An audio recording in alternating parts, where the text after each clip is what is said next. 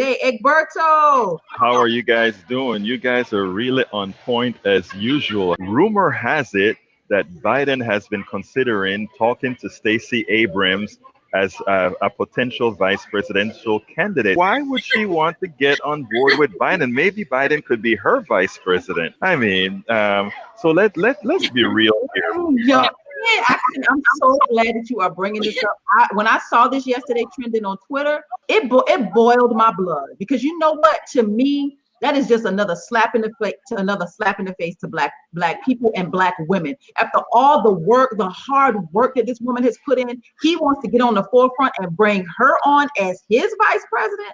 Thank you. And not only that, he would destroy her credit. The reality is she represents so much more than what he is, other than yes, he's a fairly nice guy, but he has some historical problems that we have to look into. He had turned out to be a corporate shrill. I don't want to speak badly of anybody, but anybody who allowed all particular students to have to pay so much in student loans as they privatize and allows these corporations to take advantage of them has no purpose running with a man like that. Stacey Abrams can do it on her own. If she has presidential aspirations, she should go out and join the field. And after she joins the field, if she doesn't win, somebody who earned that presidential nomination may consider her for a vice presidential candidate. And if she wins, she may consider another woman to be the vice presidential candidate. I sure hope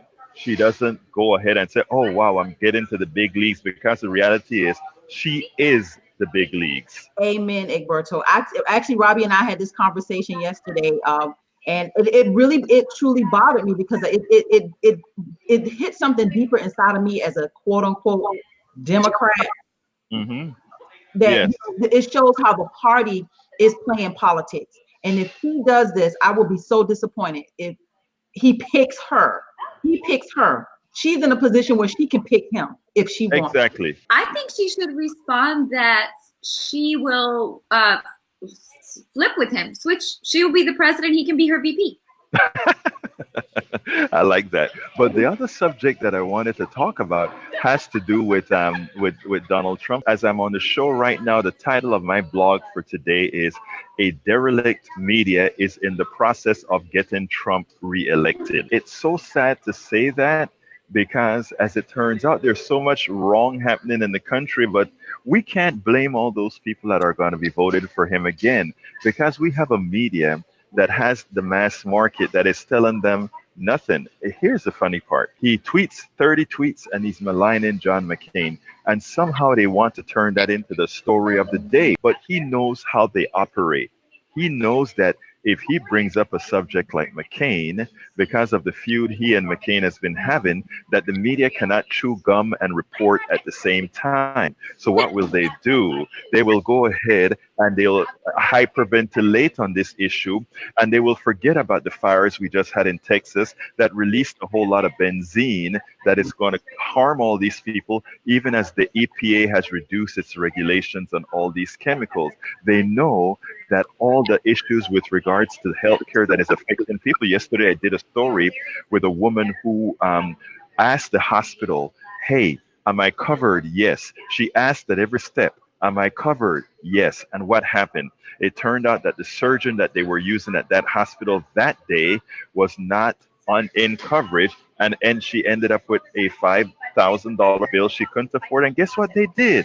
They put a lien on her home, and they garnished 25% of her wages. There are real problems that are happening in this country, and the media is hyperventilating on whether Trump likes McCain or not. The importance of shows like yours and what we do is that while the media will give a tacit look at the issue with the woman, because remember, I did get that story from NBC, but while they will just talk about that story in passing, yesterday we gave that story 5-10 minutes of coverage, and then we placed it on Instagram, and we placed it on Twitter, and we placed it elsewhere so that it could get a life of its own. Because as we know, with the type of president we have, he sucks up all the air in the system and doesn't give us the opportunity to see what's really affecting middle class America, poor America, and disaffected America. I just want to believe we're smarter than this. Americans But are we're not smart. even given information.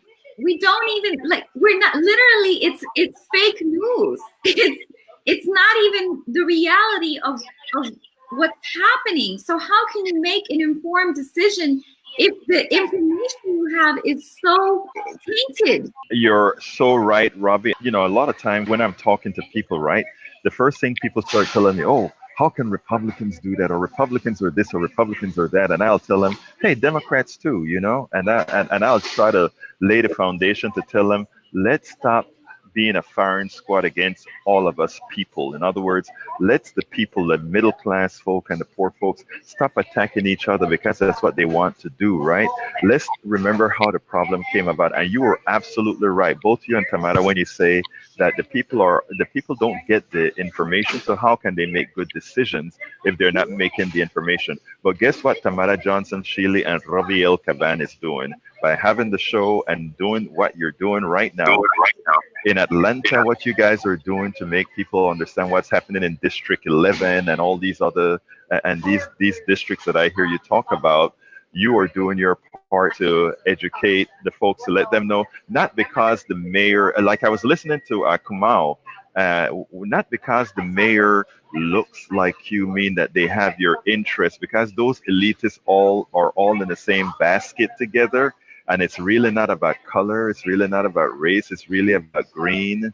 And that's all that they really think about. Because, and that's what I try to put out there, is that let's stop, you know my phrase, whenever we unite Appalachia, the ghettos, and the barrios, then we would have won. Because then we will realize it's really a class issue. And I understand, Robbie, sometimes when we talk about that part, you say, oh yeah, but there's a race in there also. I agree. But, you know, they use the latter as a social construct, in my humble opinion. I don't disagree with you at all, Egberto. And actually, the jury's, for me, the jury's still out on Keisha Lance Bottoms, our mayor, respectfully. I hope she delivers. She won off of Southwest Atlanta voting. Southwest Atlanta delivered for Mayor Keisha Lance Bottoms, hashtag Atlanta has a mayor named Keisha. The question is, will Keisha deliver for Southwest Atlanta? I saw everybody pinning their hopes on the Mueller report. And I've been telling people, forget about Russia, forget about Mueller, and let's talk issues that affect people. And I hope I'm wrong, but I have a suspicion that when that comes out, it's going to be meh, you know. That is my hunch. Your thoughts? All this that they're waiting on is really not going to be worth anything, because you know it's in the bigger picture. We have bigger fish to fry right now, Egberto, than that report. Yes, we do. It's not only about healthcare. It's about students who no longer can afford. It's about students who are now coming back home to live with parents because they are in so much student corporate debt. They could never buy a home. They could never buy a car, and they have to live home because they can't afford the price of real estate right now, even to live in an apartment. Kids are suddenly coming back home. 25-year-old kids, 30-year-old kids coming back home. You're about to scare me, Egberto. Oh, no. It's not about being scared. It's about being proactive. I was listening to the radio today on the Arne Arneson show on Pacifica Network and KPFT 90.1. And what was great about it is she said, we have to present the story not to scare people. We have to present the story in a hopeful way. We have to be able to present the problem and then tell everybody there is hope to solve the problem. And my contention is there is hope to solve the problem. The mere fact that you can be on air talking about the problem and giving Dominique some airtime, that is great, because what happens is these are all people out there making a difference. These are people all out there doing something, which means, guess what? We can actually get the problem solved because we're knocking it out before it's too late. And that is what I'm betting on.